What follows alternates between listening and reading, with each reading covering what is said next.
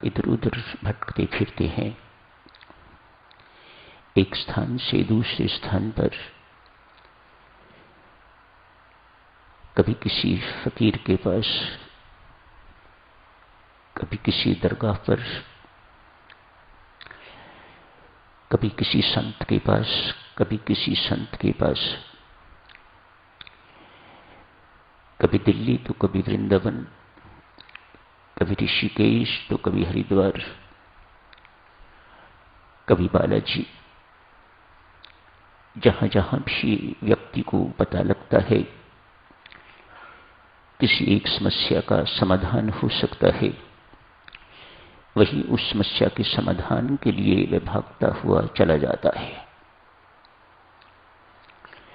परमेश्वर की कृपा, उसके अतिरिक्त और कुछ नहीं। मत सोचिएगा जहां गए हैं आप, वहां से आपको परमेश्वर की कृपा के बिना, परमेश्वर की इच्छा से बिना कुछ मिला हो, ऐसा नहीं है। कृपा हर जगह उसी की काम करती है। एक समस्या का समाधान परमेश्वर के पास से हो भी गया, अनेक समस्याएं साथ और उपज जाती हैं। आप किसी जगह पर गए, निसंतान थे, 10 वर्ष के बाद एक पुत्री पैदा हुई है आपके यहां, आपकी समस्या का समाधान हो गया। आप अब निसंतान नहीं हैं, अब आप संतानवान हो गए हैं। पुत्री के पैदा होते ही अनेक सारी समस्याएं और साथ ही साथ आ गई हैं। इसका अर्थ साधकजनों इतना ही समझने योग्य है, कोई ऐसा व्यक्ति इस संसार में दिखाई नहीं देता जो अंत समय तक अपनी समस्याओं का अंत कर सका हो। आपके भी अनुभव की चीज है, सबके अनुभव की चीज है। इसके बावजूद भी आदमी अपनी सारी की सारी जिंदगी, जितना भी जीवन है, वह इसी में झोंक देता है। जो चर्चा आपकी सेवा में की जा रही है देवी सज्जनों, ये समस्याएं तो कभी खत्म नहीं होंगी। जिन समस्याओं की चर्चा आपकी सेवा में की जा रही है, वह समस्याएं खत्म होने योग्य हैं। वह समस्याएं खत्म होंगी तो ये समस्याएं तो अगले जन्म में भी चलती रहेंगी, उससे अगले जन्म में भी चलती रहेंगी। लेकिन यदि ये समस्याएं, जिन्हें विकार कहा जाता है, ईर्ष्या, द्वेष, अभिमान, काम, क्रोध इत्यादि कहा जाता है, यदि ये समस्याएं आप खत्म कर लेते हैं तो आप बाजी मार गए, आपका पुनर्जन्म नहीं होगा। इन समस्याओं पर ध्यान दीजिएगा। मेहरबानी करके, मेरा छोटा मुंह है, बड़ी बात आपसे अर्ज कर रहा हूं, इन समस्याओं के समाधान के लिए दत्चित होजिएगा, कमर कस लीजिएगा। इन समस्याओं से हमें रहित होना है और इसी जन्म में होना है। ये कर सकते हैं आप।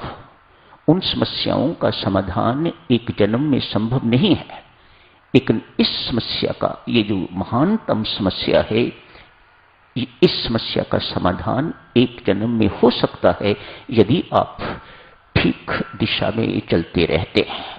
गुरु के निर्देश के अनुसार, सत्संगति के लाभ से कोई साधकजनों इन बातों के लिए तो कभी किसी ने पूछा ही नहीं है। इन बातों की ऐसा लगता है कि ये किसी की समस्या है ही नहीं है, या किसी को ये समस्या लगती ही नहीं है।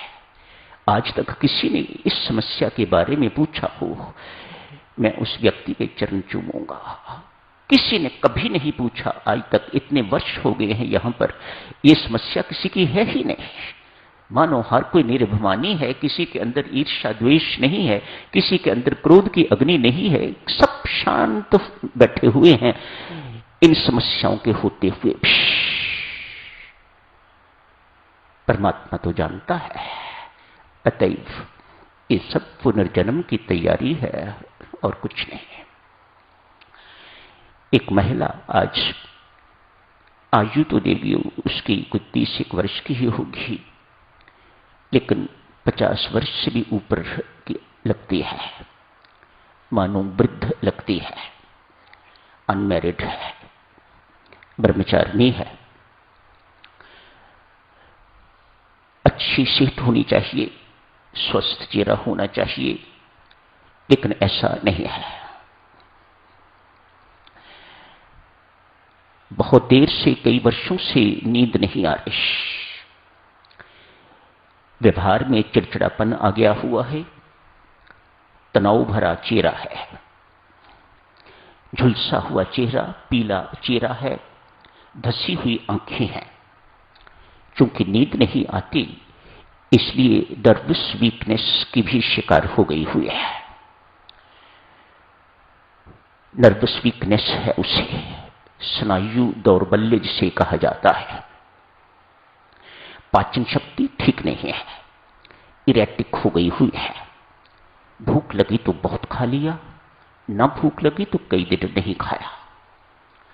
स्वयं भी परेशान है, घर वाले भी बहुत परेशान हैं।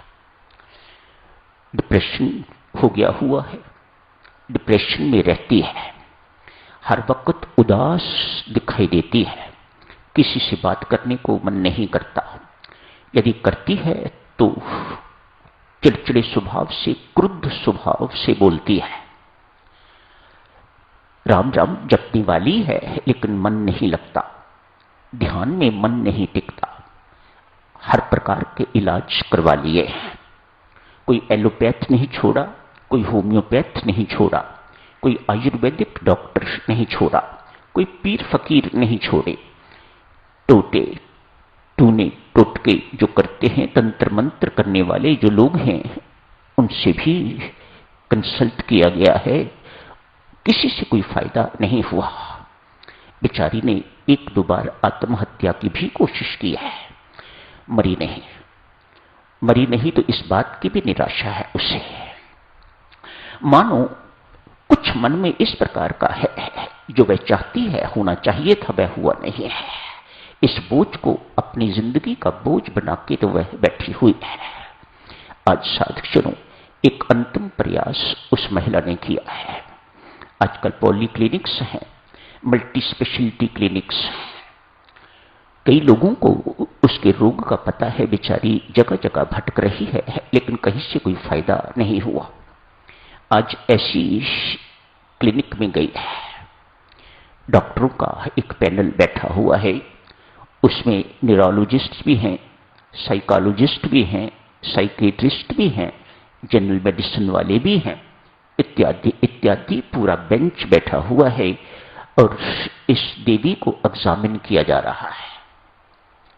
एग्जामिन करने के बाद देवियों सज्जनों, जो उन्होंने निष्कर्ष निकाला, जो उनकी डायग्नोसिस है, वह देखिएगा।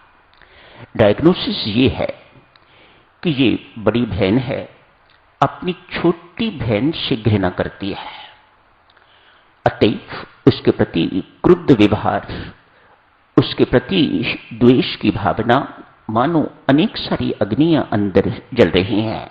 हुआ क्या, जिससे ये प्रेम करती थी और विवाह करना चाहती थी, उससे छोटी का विवाह हो गया। ये बात ये सहन नहीं कर पाई, ये बात ये स्वीकार नहीं कर पाई। बड़ी बहन है, इसलिए जब कभी मिलन होता है तो ऊपर ऊपर से तो प्यार जताती है, लेकिन अंदर से जैसे बम का गोला हो, कैसे ना किसी ढंग से मैं इसकी जान ले लूं, मार डालूं इसे। अंदर से अंदर घृणा की आग, उसके अंदर द्वेष की आग उसके अंदर भड़क रही है, ज्वाला भड़क रही है उसके अंदर। ये डायग्नोसिस इन्होंने, डॉक्टरों ने दी थी। कहा, देवी इस रोग का इलाज हमारे पास नहीं है, मेहरबानी करके किसी संत महात्मा की चरण शरण में जाओ, वह तेरा इलाज करेगा। ऐसा ही हुआ। संबंध तो पहले भी था, लेकिन कभी संत के सामने, कभी वहां के जो आचार्य हैं उनके सामने अपना मुख नहीं खोला। आती रही हैं,